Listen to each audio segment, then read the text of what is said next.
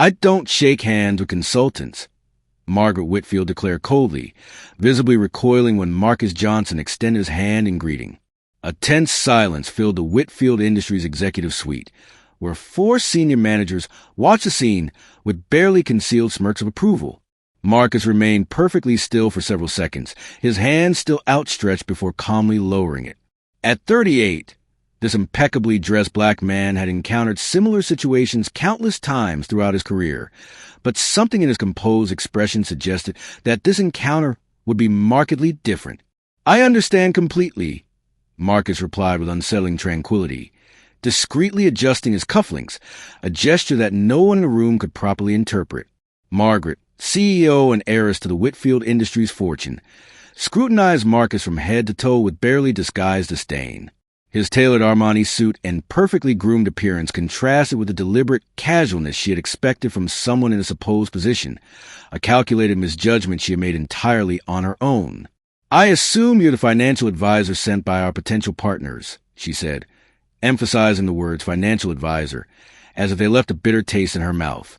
"I hope you won't waste too much of our valuable time. People at my level have extremely demanding schedules." 4 hours earlier, Marcus had arrived at the Whitfield Industries headquarters exactly as planned, driving a modest rental car and carrying a simple briefcase with no visible indicators of his true identity. What Margaret and her executive team didn't realize was that Marcus Johnson was the founder and managing partner of Apex Capital Partners, a private equity firm that controlled over $75 billion in assets and was actively considering a $4 billion strategic investment in Whitfield Industries. The lobby receptionist had made him wait in the general seating area for 35 minutes, completely dismissing his polite attempts to confirm his scheduled appointment. 3 security personnel had walked past him multiple times, clearly instructed to monitor his presence. Each deliberate slight was methodically cataloged by Marcus, who understood precisely the character assessment he was conducting on the company. "Our performance metrics are exceptional," Margaret continued, flipping through presentation materials without making direct eye contact with Marcus. "I don't see the necessity of explaining sophisticated business strategies to someone who likely wouldn't grasp our operational complexities." Marcus nodded silently, his hands clasped professionally in his lap as he observed every movement, every word, every gesture of contempt being carefully archived in his memory. The small digital recording device in his jacket pocket captured every syllable of what would become the most professionally damaging presentation Margaret would ever deliver. "Any questions?" Margaret asked at the conclusion of a superficial and patronizing presentation, glancing at her Cartier watch as if every moment in Marcus's presence was an insufferable burden. "Just one," Marcus replied, his voice maintaining the same measured tone he had used throughout. "Do you genuinely believe that this conduct represents the corporate values that a strategic partner should demonstrate?" Margaret laughed dismissively, exchanging amused glances with her vice president, Thomas Bradley. "Values, Mr. Johnson. Our only values are profitability and market dominance. I trust your supervisors will understand that when you file your report." While Margaret and her team basked in what they interpreted as intellectual supremacy, Marcus allowed himself an almost imperceptible smile. Standing there before all those condescending stares, he remained steady like someone protecting a secret too powerful to be revealed before the perfect moment. If this story of prejudice and vindication resonated with you, don't forget to subscribe to the channel to discover how 6 minutes of arrogance would transform into the most spectacular corporate downfall the business world has ever witnessed. Margaret Whitfield continued her presentation as if Marcus were completely invisible, directing her comments exclusively to the other executives present. "As you can observe, our quarterly returns surpass all industry benchmarks," she declared, gesturing toward wall-mounted displays with platinum laser pointer. "Excuse me," Marcus said calmly, "but those profit margins don't align with the SEC filings from last quarter. There appears to be a discrepancy of approximately $450 million. The silence that followed was profoundly uncomfortable. Margaret turned slowly, her face contorting into an expression of barely restrained irritation. "Excuse me, but do you possess experience in financial analysis of corporations at our level?" "Some," Marcus replied, maintaining the same composed tone that was clearly agitating her. Margaret laughed harshly, exchanging exasperated looks with Thomas Bradley, her senior vice president. Thomas, can you believe this audacity? He thinks he comprehends our financials better than our own accounting department. Bradley, a 52-year-old executive with an air of entitlement, leaned forward condescendingly. Mr. Johnson, I imagine your employers sent you here with some sort of evaluation form to complete. Why don't we streamline this process? Tell us exactly what you need to document, so we can conclude this meeting. Marcus had confronted this type of behavior throughout his professional journey. At 19, while working as an intern at a small Detroit investment firm, he observed how affluent clients treated black staff members like second-class citizens. At 26, when he attempted to present his first independent investment proposal, he was ejected from 4 consecutive offices before he could even begin his pitch. But every rejection, every contemptuous glare, every racist remark disguised as professional feedback had forged in him an unbreakable resolve. While others surrendered, Marcus studied 16 hours daily, memorized financial statements like literature, and developed an intuition for markets that bordered on prophetic. Actually, Marcus said, adjusting his cufflinks again, a gesture he had now made for times, I'm more interested in understanding the organizational culture of this company, its fundamental principles. Margaret released a genuinely amused laugh. Principles. Our only principle is excellence, and we recognize excellence when we encounter it. She paused dramatically, examining Marcus from head to toe, something that is obviously absent in this room. The comment prompted muffled chuckles from the other executives. Marcus remained expressionless, but his phone vibrated discreetly in his pocket. A message from his chief operating officer, David, who was monitoring the situation from Apex Capital's headquarters. Ready to initiate Phase 2 upon authorization, the message read. Encouraged by her team's reaction, Margaret decided to escalate to humiliation. You see, Mr. Johnson, organizations like Whitfield Industries operate at a sophistication level that requires certain refinements, proper breeding, the right social connections, experience in circles where consequential decisions are made. She walked to the floor-to-ceiling windows overlooking the city's business district. I imagine it must be challenging for someone of your background to comprehend the intricacies of the operations we conduct here. It's not personal, you understand. It's simply reality. Marcus nodded thoughtfully. I understand your perspective entirely, Ms. Whitfield. It's fascinating how some people mistake inherited wealth for earned competence. The observation struck a sensitive nerve. Margaret spun around, her face flushed with indignation. How dare you question my qualifications? My family established this company through decades of hard work.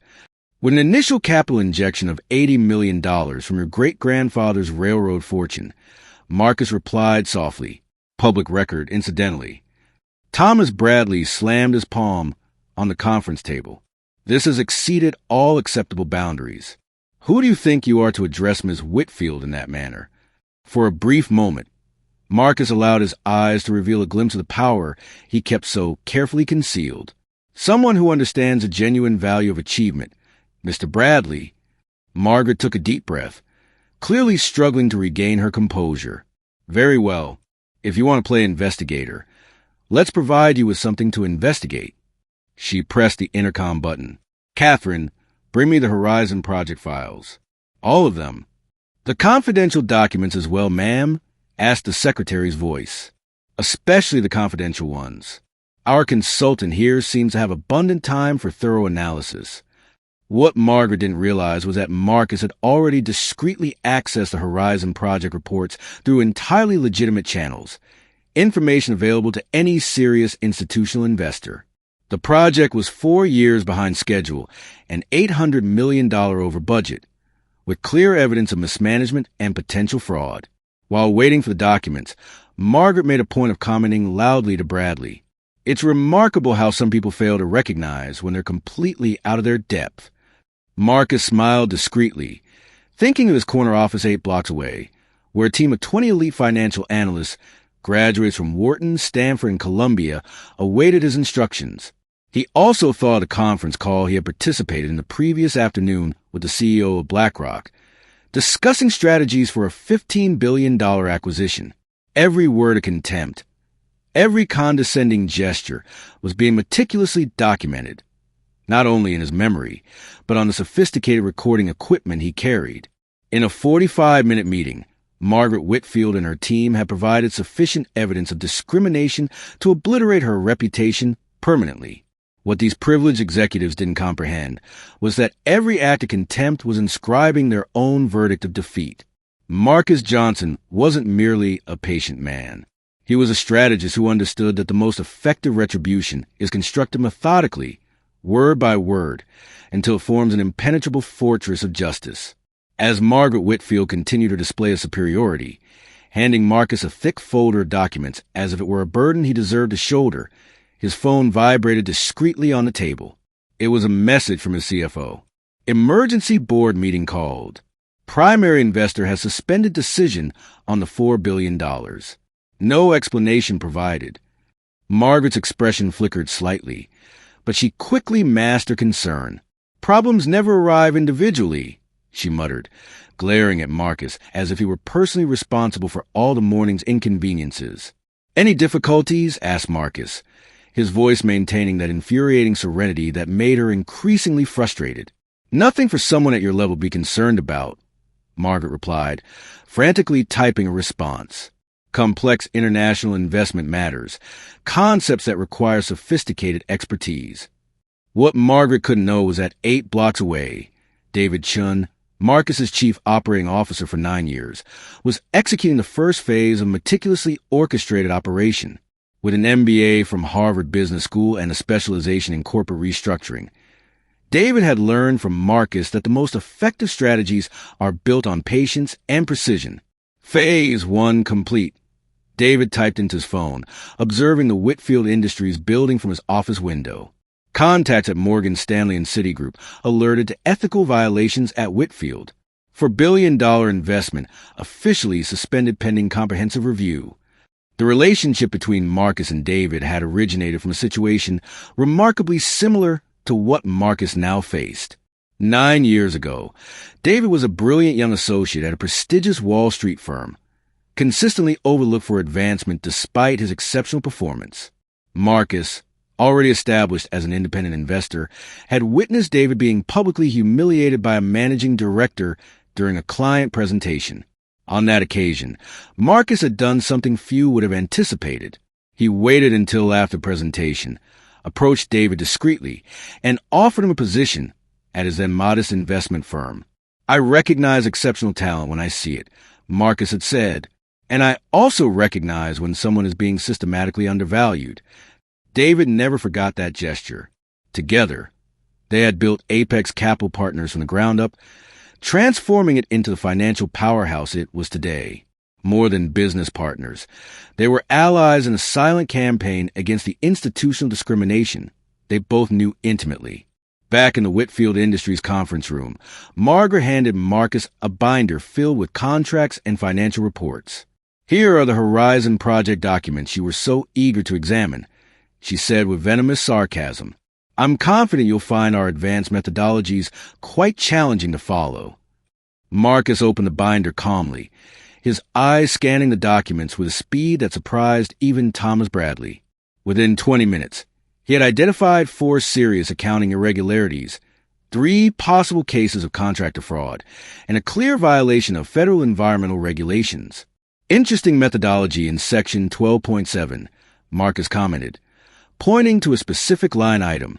Reclassifying operational expenses as research and development investments might work temporarily, but will definitely attract federal auditor attention.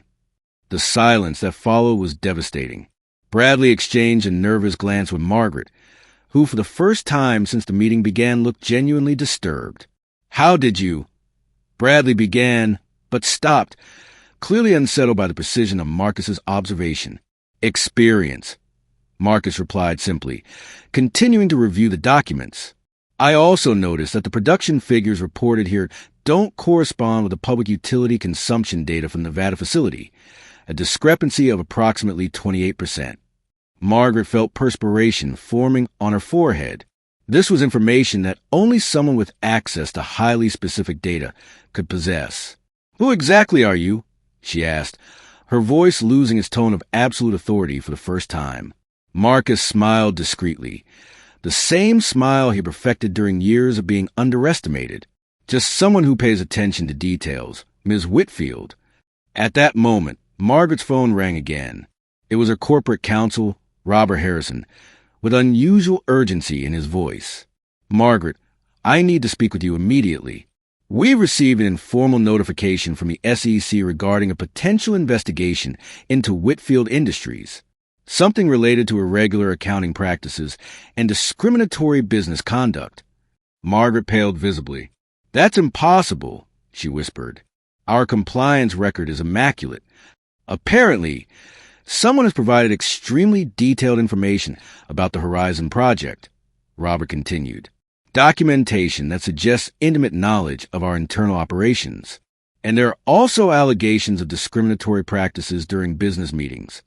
As Margaret struggled to process this devastating information, Marcus observed her growing panic with the same tranquility he had maintained throughout the meeting.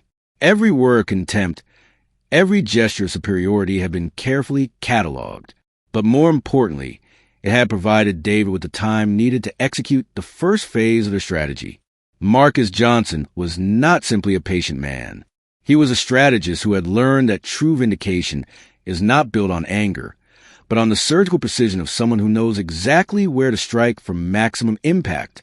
For years, he had gathered intelligence on companies like Whitfield Industries, not from malice, but because he recognized the patterns of corruption and discrimination that invariably went hand in hand. Whitfield Industries, with its facade of corporate excellence, was actually a house of cards built on questionable practices and supported by the arrogance of those who believed themselves untouchable. And Marcus, sitting patiently in that room while being humiliated, was about to topple every card with the precision of someone who had spent decades studying exactly how these structures collapse. "Everything all right over there?" Marcus asked innocently, watching Margaret disconnect the call with visibly trembling hands. Margaret forced a smile, but her eyes revealed the mounting panic that was beginning to consume her thoughts. "Just minor administrative matters," she lied, unaware that every second of contempt she had displayed was irreversibly sealing her fate. What she couldn't imagine was that the man sitting across from her wasn't merely a victim of her prejudice. He was the architect of her downfall, and construction had already begun. Margaret's phone rang for the 5th time in 20 minutes. This time it was Catherine, her executive assistant, her voice trembling with alarm. "Ms. Whitfield, the business press is calling incessantly. Bloomberg wants a statement on the allegations of racial discrimination and financial irregularities at the company." "Racial discrimination?" Margaret repeated, her voice rising an octave. "What are they talking about?" Marcus watched Margaret's escalating agitation with the same serenity he had maintained throughout the meeting. Discreetly, he removed his phone and typed a single word: execute. 8 blocks away, David received a message and smiled. "Phase 2 authorized." He announced his team of 6 analysts waiting at their workstations. "Release everything." Within seconds, a 47-minute audio file was simultaneously transmitted to 23 financial journalists, 15 civil rights organizations, and 34 institutional investors in Whitfield Industries. The file contained every contemptuous word, every discriminatory comment, every moment of humiliation Margaret had inflicted on Marcus during the meeting. "I don't shake hands with consultants," Margaret's arrogant voice echoed through newsrooms across the nation. "People at my level have extremely demanding schedules. It's simply reality. Someone of your background." Margaret was still attempting to process the call about discrimination when Thomas Bradley burst into the room, his face red with panic. "Margaret, we need to discuss this immediately. There are audio recordings of you circulating online. Extremely damaging content." "Recordings?" Margaret spun around to face Marcus, her eyes finally showing a spark of genuine suspicion. You recorded our meeting." Marcus smiled calmly, retrieving a small professional recording device from his jacket pocket. "I documented every word, Ms. Whitfield, every gesture of contempt, every prejudiced comment, every moment you chose to humiliate someone you believed to be beneath you. That's illegal." Bradley shouted, lunging toward Marcus. Actually, Marcus replied, his voice remaining annoyingly calm.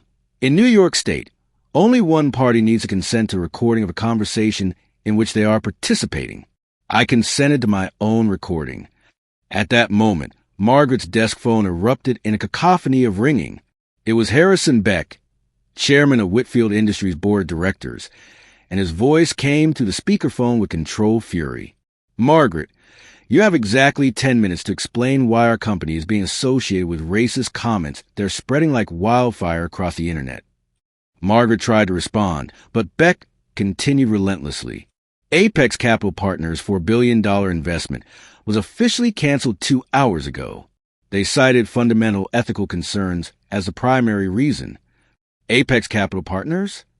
Margaret repeated, confused. But our investor was Mitchell & Associates. There is no Mitchell & Associates, Marcus said softly, rising from his chair for the first time since the meeting began. It's always been Apex Capital Partners. My company. The silence that followed was deafening. Margaret stared at Marcus as if seeing him for the first time, her mind struggling to process the devastating information she had just received. You're Marcus Johnson, she whispered, her voice barely audible. CEO and founder of Apex Capital Partners, Marcus confirmed, pulling a platinum business card from his wallet and placing it gently on the conference table. $75 billion in assets under management, recognized by Fortune as one of the 40 most influential investors globally. Bradley grabbed the card with shaking hands, his eyes scanning the embossed credentials. Wharton MBA, former Goldman Sachs, member of the Council on Foreign Relations, advisory board of the New York Federal Reserve. Over the past 7 months, Marcus continued, my team has comprehensively evaluated Whitfield Industries as a candidate for our largest investment of the fiscal year, for $1 billion that would have made this company the undisputed leader in its sector. Margaret collapsed into her chair, the weight of realization crushing her arrogance like a sledgehammer shattering crystal. 7 months of evaluation. 7 months of observing how your company treats minority contractors, employees from diverse backgrounds, visitors who don't conform to your aesthetic standard of success, Marcus explained. Today was my final assessment, an evaluation of the ethical leadership of this organization. The phone rang again. This time it was Dr. Patricia Williams, Director of Corporate Ethics for the National Business Ethics Association. Ms. Whitfield, our organization has just voted unanimously to suspend Whitfield Industries from all our programs until an independent investigation into discriminatory practices is completed. Margaret hung up the phone, her hands visibly trembling. This will destroy our reputation. Your reputation, Marcus corrected gently, has been destroyed by your own words and actions. I simply documented who you truly are when you think no one significant is watching. At that moment, Bradley's smartphone vibrated with an urgent notification. It was a Google alert about Whitfield Industries. In less than 3 hours, hashtag Whitfield Racism had become a trending topic on Twitter, with over 350,000 posts sharing excerpts from Margaret's recording. The company stock has plummeted 22% in the last 3 hours, Bradley read aloud, his voice cracking. 5 major institutional investors have already announced complete divestment. Marcus observed Margaret processing the magnitude of her fall. In a matter of hours, she had lost the largest investment in her company's history, obliterated her personal reputation, and become the national symbol of corporate prejudice. Why? Margaret finally asked, her voice small and defeated. Why did you orchestrate this? Marcus walked to windows, looking out at the city sprawling below. Because companies like yours perpetuate a system where capability is judged by race, social background, or superficial appearances. Because people like you use positions of authority to humiliate those you consider inferior. He turned to face her directly. But primarily because I believe the business world can evolve. It must evolve. And sometimes, for transformation to occur, examples must be made. Margaret attempted one last desperate strategy. We can resolve this. Negotiate a settlement. Implement reforms. The changes your company requires, Marcus replied, walking toward the exit, cannot be purchased or negotiated. They must emerge from leadership that genuinely understands the value of every individual, regardless of their background. Before departing, Marcus paused at the doorway and looked back one final time. I recorded this meeting not to destroy you, but to compel you to confront who you actually are. What you do with this revelation will determine whether your company has a future, or whether it will become just another cautionary tale of how arrogance can demolish empires built on corrupt foundations. As Marcus left the Whitfield Industries building, Margaret remained seated in her office, surrounded by the wreckage of a reputation that had taken decades to construct and only 3 hours to completely annihilate. Outside, reporters were already beginning to congregate at the building's entrance, while on social media, the hashtag Justice for Marcus was gaining momentum with thousands sharing their own experiences of corporate discrimination. Marcus Johnson's vindication had been executed with the surgical precision of a master strategist. But as Margaret contemplated the ruins of her empire, one question remained. Was it possible that something better could emerge from this destruction? Or would Whitfield Industries join the graveyard of corporations that chose prejudice over progress? 8 months after the incident that destroyed Whitfield Industries, Marcus Johnson stood in his new corner office on the 48th floor of Manhattan's skyscraper, the breathtaking view of the city, contrasting dramatically with the modest conference room where it had all begun years ago when he was still a young analyst fighting to be recognized. Apex Capital Partners had expanded exponentially since that pivotal day. The video of his confrontation with Margaret, which had accumulated over 12 million views, had transformed Marcus into a national icon of the fight against corporate discrimination. Speaking invitations arrived daily from universities, corporations, and organizations worldwide. Investment inquiries have increased 55% since June, David reported, entering the office with a portfolio of documents. And we have 24 companies specifically requesting our ethical compliance audit before finalizing major transactions. Marcus smiled, reflecting on the irony.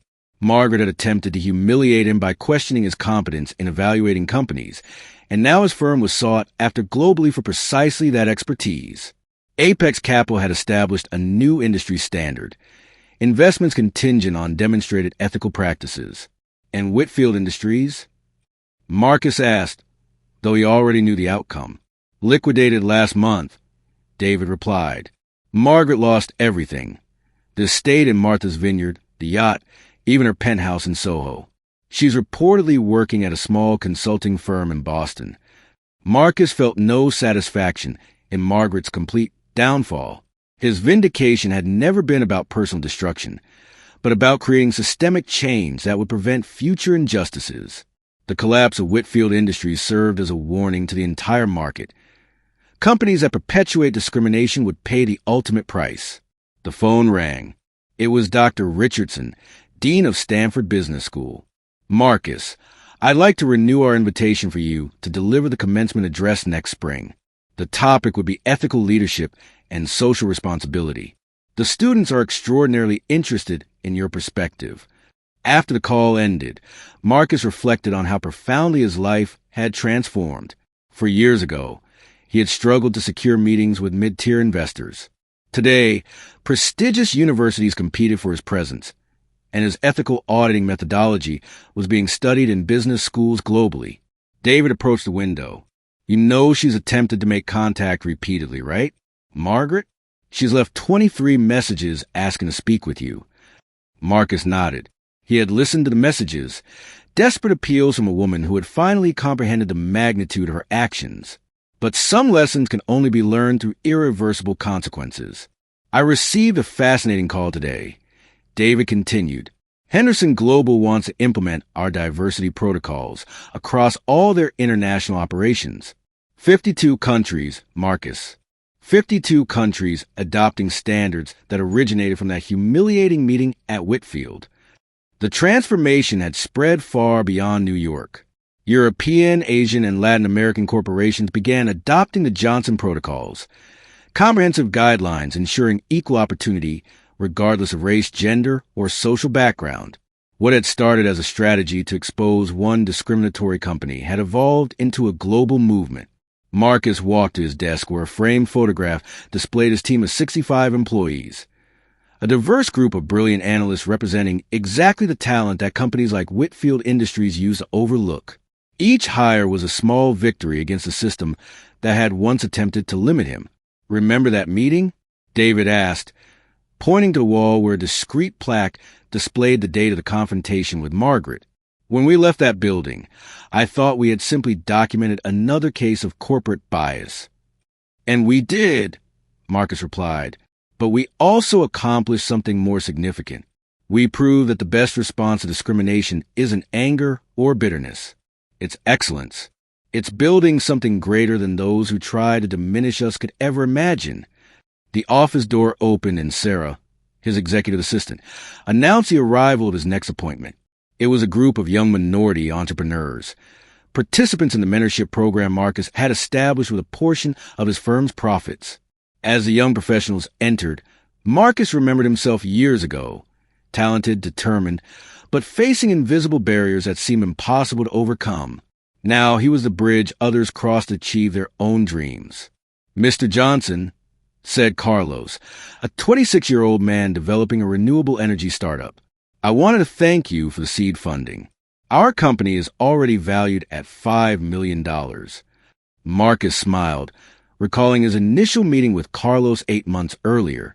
He had been rejected by 19 different investors, all citing market concerns or insufficient experience, the same euphemisms Marcus knew so well. "Your success proves that talent and determination always overcome prejudice," Marcus replied. "You just needed someone to recognize your potential."